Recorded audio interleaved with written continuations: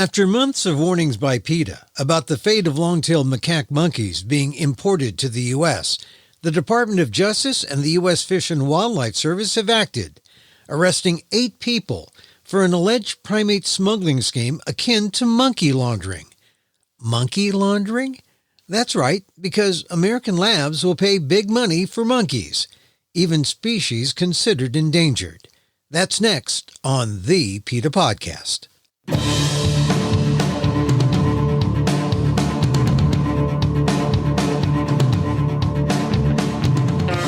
Welcome to the PETA Podcast. I'm Emil Guillermo, your host for this inside look at animal rights. Brought to you by PETA, the largest animal rights organization in the world. On today's episode, the monkey importation business was rocked recently when a key member of an alleged monkey smuggling operation was arrested at JFK in New York. Masfrey Cree is the Cambodian Deputy Director of the Department of Wildlife and Biodiversity for the Cambodian Forestry Administration, Ministry of Agriculture, Forestry, and Fisheries. Cree's arrest unsealed a federal U.S. indictment that included Cree's Cambodian boss, as well as 2 principals of Vanny Bioresearch in Cambodia, and 4 co-conspirators, also Asian nationals. If convicted, the 8 could face up to 5 to 20 years in prison and hundreds of thousands of dollars in fines. In the meantime, U.S. Fish and Wildlife is looking at tens of thousands of monkeys in labs in the U.S. to see how many monkeys are part of the scheme and subject to seizure. PETA began sounding the alarm about the importation of monkeys when the IUCN, the International Union for the Conservation of Nature, put the long-tailed macaque on the endangered species list in July 2022. The designation came after years of a declining monkey population, but it was mostly because of a scheme that worked like this. Monkeys from streets and forests in Asia were being taken by people who falsely identified them as captive-born. The misidentification, quote, laundered the monkey and enabled the animal to be imported to the U.S., where the labs paid a premium price. Dr. Lisa Jones-Engel is a top primate scientist who once worked for the Washington National Primate Research Center. She's now a PETA scientist and a noted monkey expert. Dr. Jones-Engel talked to me last July about the endangered macaques, how they got that way, and how and why they're prized by labs who make it worthwhile for monkey suppliers in Asia to assure the import pipeline was always full, no matter what the cost. Here's my conversation with Dr. Lisa Jones-Engel on the PETA Podcast. Let us begin. First of all, thank you very much for joining us here on the PETA Podcast. Thank you, Emil. You know, I'm always happy to talk about monkeys. There was some news. Animals now classified as endangered. And 2 of the species were monkeys used in laboratories. So tell us, what were they? So these 2 species are the long-tailed macaque and the pig-tailed macaque. They used to be some of the most ubiquitous, some of the most commonly found monkeys throughout Asia. That's not the case anymore. And we can certainly point to their exploitation by the biomedical industry as one of the reasons that their populations have just crashed. I guess we're really like the monkeys I saw when I visited Thailand not too long ago. And they were always outside caves, and there were signs that say, don't feed the monkeys. And of course, people did, but I believe they were macaques. They were. And so those would have probably almost certainly been the long-tailed macaque. And the long-tailed macaque is this beautiful little monkey. You know, the males, the big adult males, the alpha males can weigh, I don't know, a really big, juicy buff one is probably 7, 8, 9 kilos. Their tail, they're called long tails because their tail is basically as long as their body. Yeah. And so they use that for balance as they're bouncing around the trees. The females are beautiful. They have a little bit of white eye makeup on, this nice facial hair. They are absolutely devoted. Both the males and the females are devoted parents. These are monkeys that humans have had a relationship with them for millennia. that relationship it's in the toilet right now. I saw them as, say, like I would look at pigeons in a park, because I was on a railing or on some long steps, and they were all over. There was just monkeys all over. They used to be all over. I don't know when the last time you found yourself in Cambodia or Thailand or Vietnam or the Philippines or Indonesia or Myanmar or Laos or Bangladesh. Actually, in the last 3 generations, and so a macaque generation is about 13 or so years. Over the last 3 generations, scientists have shown that there's been at least a 40% decline in those monkey populations. And based on what we're seeing now in the existing monkeys that are left and all of the hazards that they are facing, most notably their extraction for use in experiments, we expect that there's going to be the potential for a 50% decline over the next 3 generations. Species cannot survive that. And so they're endangered now. Do they get protection? I wasn't there very long ago, maybe 5 years ago, and they seem to be all over. Yeah. But now there's been that much of a drop. There has been that much of a drop. Much of the drop can be traced to this massive, outrageous, unsustainable, and horrifically cruel kind of grabbing up of them during the COVID pandemic. So the significance, how this drop in the population? Significance is that we're going to lose this monkey species if this continues. And the way that we need to stop it is, first, we need people to pay attention to these long-tailed macaques.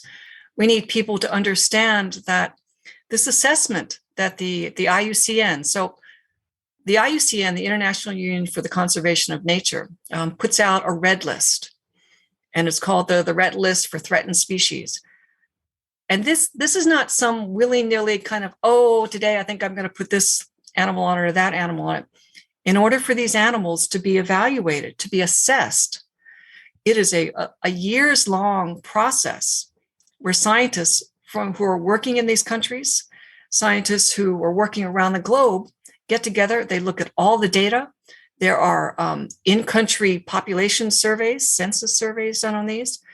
And then the scientists sit down and they come up with this very detailed 25, 30-page assessment of what's going on, what are the threats to these animals, how many animals are left, and basically then the IUCN says, okay, they take all this information and they establish these criteria. So these monkeys were then listed under a very specific criteria that puts them in the endangered status, and that's huge.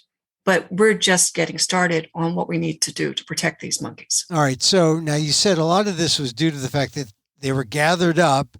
They were used in labs. Is that how they were gathered up, or the purpose? Monkeys are money.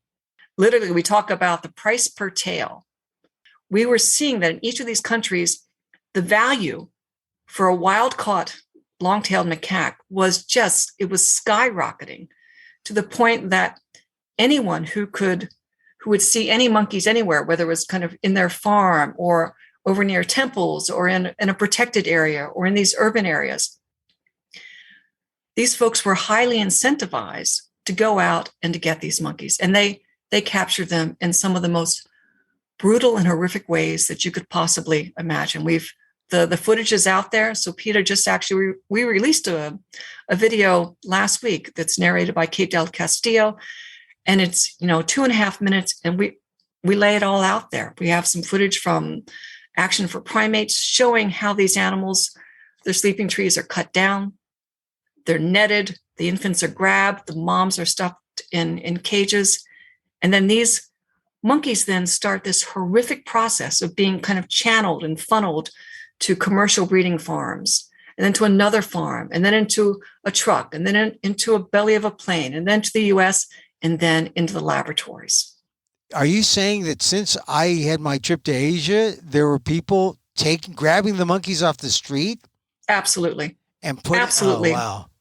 100%. Absolutely. It's, We're seeing the undercover investigations. We're seeing the documentation is out there. The populations have just crashed. Now, that doesn't mean that if you go to a place like Lopburi in Thailand, which is a very famous tourist, it's a city that is for decades has been kind of this monkey central, and it's famous for having big monkey feeding festivals and whatnot. There are pockets of these monkeys that are the longtails that remain. But when you look at the entire species, you look at the whole global distribution of this species, and what the assessors, what the IUCN have agreed upon is that population is absolutely crashing. And it's crashing in large part for these longtails because they are being demanded and rounded up and exported for use in biomedical experiments. So what kind of experiments are they used in, and why are they so valuable?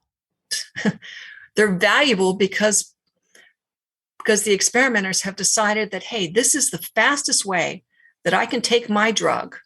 And the FDA requires me, before I try to get this drug to market, as part of my preclinical testing, I've got to take this drug and I've got to jab it into a large animal, a large non-human animal. And unfortunately, long-tailed macaques in particular have been that animal of choice. Why is that? Because they're just large enough but small enough too? Is it because they are docile, or they're not? I don't recall them being particularly docile, but what is it about them or because they were so plentiful? All of those things that you said. Size matters. Perceived availability matters. The fact that for centuries, the long-tailed macaque has been able to coexist with humans. Long-tail, it's not just that long-tailed macaques are really good at reading us, and they really are. So as you were walking up to that temple, I guarantee you, if you were carrying a plastic bag or if you had a backpack draped over your shoulders, those monkeys sussed you up really quickly. Oh, yeah. And they said, this is an easy mark. He's distracted. He's looking at this beautiful Watt over here, and he's looking at these bells over here, and bam, the next thing you know, you lost your bag. And in that bag happened to be, there were some nice biscuits in there. There might have been some crackers. And this is because these monkeys know us, and they observe us, and they work together in ways that, wow, it is a beautiful thing to watch. But for those who are on the receiving end of it, it's less pleasant. Yeah. Less pleasant. Exactly. Yeah. But all right. So they know us. That means they're smart. They're so smart. They're so smart. And they're so incredibly social. When they're being trapped, the adults will fight to their death to protect each other, to protect their infants. What happens in the laboratory is that these animals are put in individual cages, tiny individual cages that have a bar at the back that you can pull it forward so the monkey gets squeezed up to the front of it. They are smaller than some of the other macaques, the other macaques that are used for basic research. But it's not so much that they're docile in the labs. It's just that they're broken.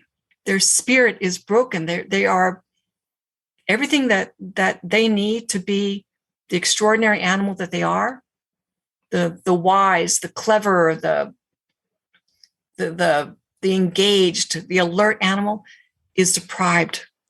They're lost. Exactly. Their essence is lost. And they're certainly lost from the wild. And that's the thing that no one is really talking about, but which we talked about in the assessment. When those monkeys are removed from these countries in South and Southeast Asia or from Mauritius, this biomedical industry is taking a keystone species out of the environment. And a keystone species is a species that has a really important role that it plays in the ecosystem. We actually know for a fact that long-tailed macaques and pig-tailed macaques are really important buffers for some of these vector-borne parasites. So there are mosquitoes that, if the macaques are there, the mosquitoes feed on the macaques. They get their blood meal on the macaques. those mosquitoes who may be transmitting things like malaria or dengue, it stays within the macaques, and the macaque's immune system actually can handle this really well.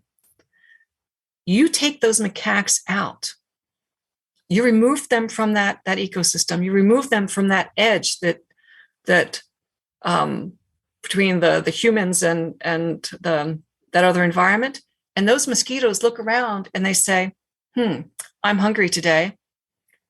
That person looks really tasty. So it's the consequences for those individuals who are living in Asia by taking removing these monkeys from their forests. The American or the U.S. Experimental or animal experimentation industry, not only are we killing those monkeys, we're now threatening the lives of those individuals who live in Asia and Mauritius because we've removed these monkeys from that ecosystem. So the monkeys, when they say they're gathered, they're taken from Asia and they're brought primarily by the U.S. biomedical industry to the U.S. Exactly. The U.S. is the number one consumer importer of these long-tailed macaques. Think about it as kind of a pipeline or a supply chain that's going on here.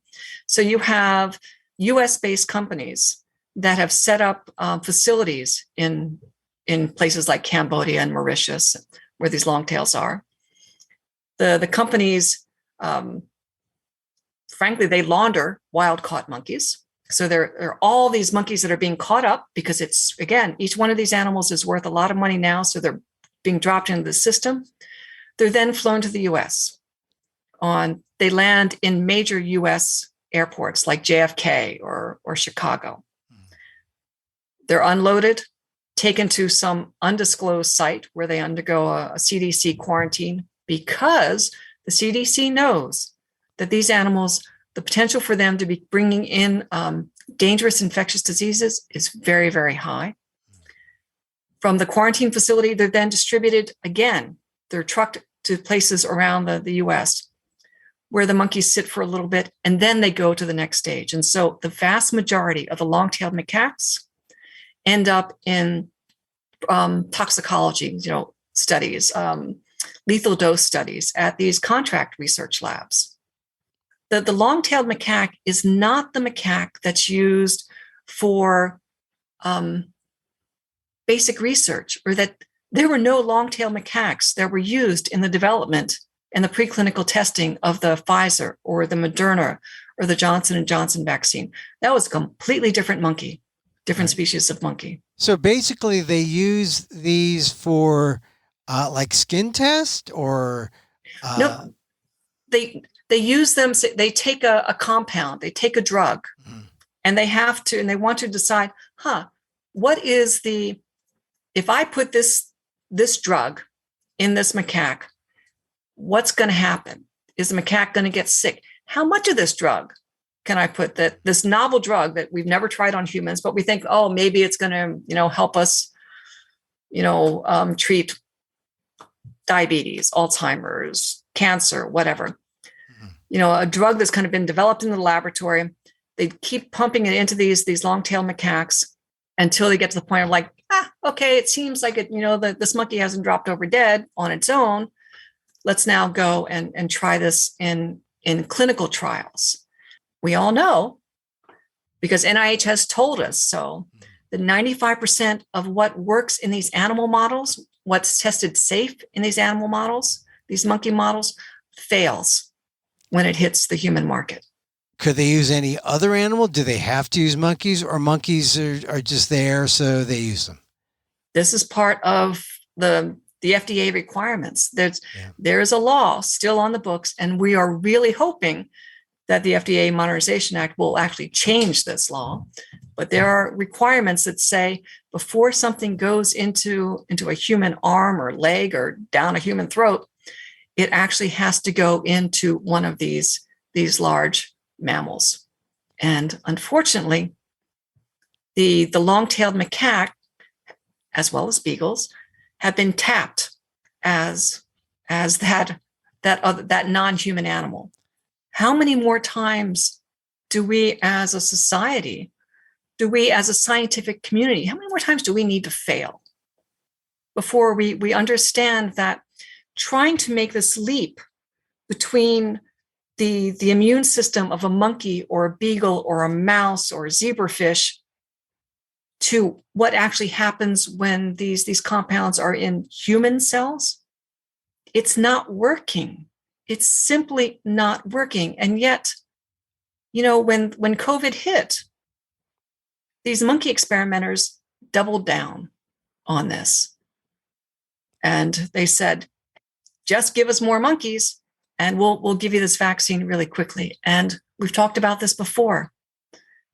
At the very beginning of the pandemic, Moderna and Pfizer, they came out very clearly saying, gosh, monkeys don't get infected the same way with SARS-CoV-2. They don't respond the same way that humans are to SARS-CoV-2 infections. So we're just going to check this regulatory box. We've got this mRNA vaccine that we developed. We're going to drop it in a handful of rhesus macaques, not long-tailed macaques, Indian origin rhesus macaques. We're going to drop it into these monkeys, and actually we're then going to really focus on what we know is the way that's going to give us important information. We're going into human trials. If we had relied on monkeys, we'd all still be sitting here in our basements with our masks. They still use some monkeys though. They use the rhesus, right? They used a very different type of monkey. And let's take just a few minutes and talk about different types of monkeys, because that is something that is simply, that's gotten lost in all of this. I read some of the stuff that the journalists are putting out there that, the people are just kind of talking about. A long-tailed macaque, a pig-tailed macaque, a Chinese origin macaque, an Indian origin rhesus macaque. Those are very, very, very different animals. Not only are they different species, Macaca fascicularis versus Macaca mulatta, but the scientific community knows that not only are species differences critical and have profound impact on some of the drugs and tests that we use, but even within species, a Cambodian long-tailed macaque, its physiology, immunology is very different than a long-tailed macaque from the Philippines or a long-tailed macaque from Mauritius. And yet, even the scientific community, and certainly the public, and boy, the journalists, are just thinking, a monkey is a monkey is a monkey. It seems hard to believe that the scientists, the researchers who, they're sensitive to the kind of results they get, the kind of readings they get, they wouldn't know the difference between the species, and they wouldn't be able to say, well, we better not use this monkey, we better use some other one. Or you would think, right? Yeah. You would think that would be good science would be driving those decisions. But as we saw, that's not the case. It's about availability. What can I get my hands on today? It's not like we need these monkeys because it's critical to the science necessarily. It's more critical to the bureaucracy and the policy. We know that the alternatives are out there. And if we were spending a fraction of our research dollars that we've been kind of blowing on these monkeys that we've driven to the point of extinction, if we had been spending that money on these alternatives, on developing these organoids, on developing the 3D printed tissues, on even just something as accessible as computer modeling, wow, we would be so much farther along. We have driven 2 species of primates to the edge of extinction over our greed and our misuse. We're going into these countries throughout Asia and into Mauritius, and we're extracting these animals. We're using them for our gain, and the people there are suffering. And good God, the monkeys are paying the ultimate price. I keep hearing there's a shortage of monkeys for experiments, and so Is that true? Are the scientists just happy to have monkeys? Is there a shortage? Scientists are using macaques for right now are the kinds of things that, you've got the Elizabeth Murray, who's using rhesus macaques and scaring them with snakes and spiders. You've got experimenters who have monkeys hooked up to and strapped into restraint chairs for hours on end as they stare at video screens and decide whether they like this logo or that logo. The waste, again, the arrogance of this curiosity-driven science has been catastrophic. The monkey shortage. But a few years ago, PETA looked at the 7 national primate research centers. And we looked at the total number of monkeys that they had, and it's almost always macaques, the total number of animals that they had in their facility, and the number of animals that they had actively engaged on research projects. About 30%. There are a lot of monkeys in this country. And the ones that are being bred in this country are Indian origin rhesus macaques. And that's because for decades and decades, scientists have used the Indian origin rhesus macaque. That is their preferred, albeit highly flawed, macaque model. The monkeys that are coming in, these long-tailed macaques, they're not bred here in this country for the most part. And that's because the system it's been easier, it's been cheaper, and no one has been looking while these big corporations, these big importers, go over to Asia and Mauritius, and they literally shake the trees, round these animals up, and bring them over here. And I cannot stress enough, these long-tailed macaques do not go into basic research. These are not the monkeys that we're using to develop vaccines. So when they're brought in, it's kind of a waste? It's a horrific waste. It's a waste of monkey lives. It's a waste of taxpayer dollars. And again, these animals are going into the toxicology studies. They're going into the biopharmaceutical, and they are being used for, again, drugs that have a 5% chance of actually going to market and being effective. There have been 1 million macaques brought in the last few decades, 1 million of these animals. And those are the ones, these long tails, who have survived to make it into the plains and land here in the labs. There have been countless more that actually die during the trapping. They die in these fetid, disease-ridden commercial monkey mills that we see in Asia and Mauritius. The amount of monkey biomass, macaque long-tailed biomass that have been destroyed by this industry is staggering. And for what?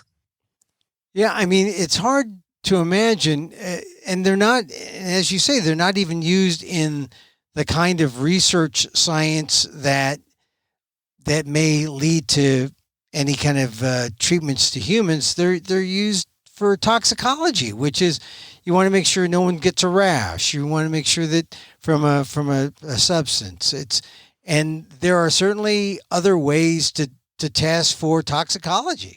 Absolutely. And that's the thing. So this is the field researchers, those of us who have spent our careers kind of on the ground in Asia or Mauritius, kind of right with these animals, observing the population levels, observing the way they interact with other people. We were seeing the species really just kind of, it's like it's being sucked down this giant funnel. And I mean, each time there'd be fewer and fewer of them there. So we saw what was happening. And so when the IUCN, this uplisting, this moving them from vulnerable to endangered, is critical, because this is now, people understand the word endangered. The average person in the public, we know an endangered species is not something that you stick in a cage and pump full of drugs if you have any other choice. And we have other choices. And so what I'm counting on, what I'm betting on, is that when the public hears this, when they know that these are endangered species in these cages, that these are endangered species in the bellies of these planes or in the backs of these trucks that are going around the country, the public is not going to stand for that. You don't do that to an endangered species. You don't do it to any species. You especially don't do it to an endangered species. And so I believe that as this gets out, as people hear this, as people understand what this means, that there is going to be a profound backlash against this industry. And we're going to make sure that everyone hears that. So we've gone to members of Congress with this information. We're going to the CDC with this information, and we're saying, look, stop. It is now time. It's actually way past time. But the importation of these species of primates must stop now. In the CDC, you need to act. And I think Congress, Congress is coming back to us and saying, wow, this is outrageous. This is ethically untenable. Scientifically, it's not working. This is not the country that we are. We cannot take endangered species from other countries, drop them into cages here, pump them full of drugs that don't work. That's not going to happen. People are going to listen to this. Once again, you were saying how many monkeys come in, is there a number, how many monkeys have been depleted from places like Asia and then brought in, and the dollar amount that the monkeys represent to the bioresearch community? This is a multi-billion-dollar industry. The CDC has been incredibly tight-lipped about releasing figures on the number of monkeys that are coming in. We can look at the CITES export database, and what we know that is we're averaging about anywhere from 30 to 40,000 macaques are pouring into the US every year. No wild population can withstand that onslaught. Since 1975, 1.25 million macaques were leaving Asia. So right now, now that they are considered endangered, but they're considered endangered by this group. The IUCN, I wouldn't describe them as a group. I would describe them as kind of the world's authority on the conservation and the status of every plant and animal that we have on this planet. These are the people who know. These are the people who invest in the science, who invest in the time, who really, these are the authorities. That being said, they are not a regulatory body. So the IUCN Red List of threatened and endangered species, it's an incredibly powerful tool that the authorities, like the CITES authorities, actually, they refer to this. They're going to look at this and say, oh my God, the long-tailed macaque, the pig-tailed macaque, we're looking at a 50% decline over the next 3 generations. It's time then to move these animals to an Appendix 1 status of CITES. And when these animals are moved to Appendix 1, that's where the regulatory authority, the regulatory muscle comes in, and where kind of everything changes kind of legally about how these animals are treated, the type of permits that are used to handle. So that means that right now, again, what we're focusing on is getting, because we can make the decision.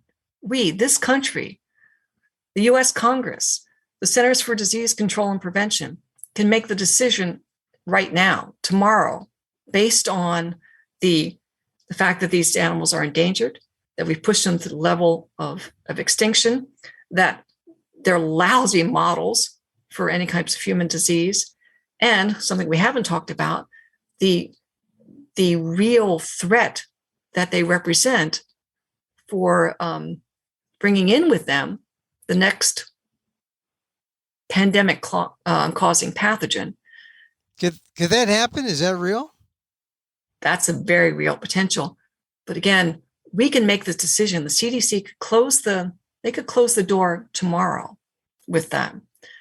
A study just came out. Actually, a study came out in July by a group called Traffic, and that was building on studies over the past 2 or 3 years, which have shown that there are two species of macaque that represent the most significant potential, the greatest risk for pathogens that are part of the wildlife trade to spill over into humans. One of those is the long-tailed macaque. And so really, I mean, how many more pieces of information do we have to have before we shut the pipeline down? They're endangered. We're hurting them. They could hurt us. And using them is hurting the people and the ecosystems that we're taking them from. And using them does not work. We don't, the data that we get from monkeys from these studies is incredibly misleading. So we're going to hope that that PETA, when they ask the Centers for Disease Control, they end the importation of monkeys. And of course, we can ask our listeners to take action at PETA.org. So it seems pretty. Do we have any time? Is time of the essence? Yeah, because every day that we don't act means more of these monkeys are dying. They're dying in the cages here. They're dying in the bellies of the plane as they're being transported. They're dying in the trucks as they're moving across this country. They're dying in the monkey mills in Asia and Mauritius.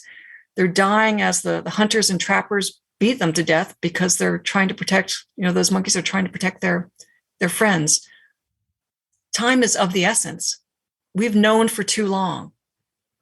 We've got to stop wasting the monkey lives. We've got to stop wasting the taxpayer dollars. We've got to step up and do the right thing. We've got to do it right now. It's enough. What more do you need to see in front of you? Scientists, CDC, Congress, public. Stop. You have the power to stop this. So yeah, go to PETA.org. Sign the petitions. Let Congress know. Let the CDC know. Stop. We've got better things. These monkeys deserve so much more. We've taken everything from them. The very least that we can do is to stop this now so that they stand a chance, because they can rebound. These populations can rebound. But we can't continue what we're doing if we have any sense of moral and ethical duty. We have to stop this now. Lisa, thank you very much for joining us on the PETA podcast. Thank you very much, Emil.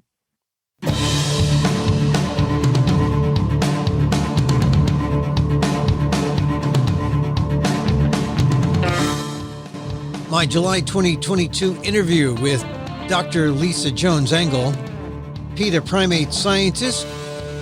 To read more about the DOJ and the U.S. Fish and Wildlife Service's action on cracking down on monkey importation and what you can do to stop the importation of endangered monkeys, go to PETA.org.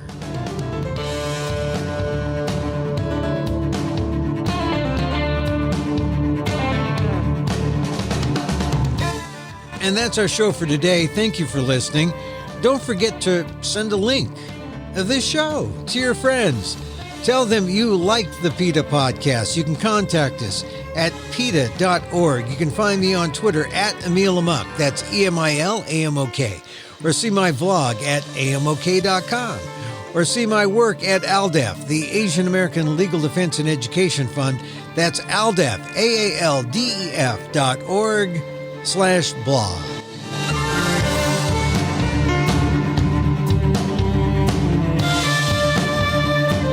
Once again, thank you for listening. Check out all our episodes on your favorite podcast app or on Apple Podcasts, where you can rate and review the show as well as subscribe to the show. It helps get the word out about the issues you care about. Our music is provided by Carbonworks. Check them out on YouTube. And join us again next time for more insight into animal rights and the fight for a cruelty-free world on the PETA Podcast. I'm Emil Guillermo.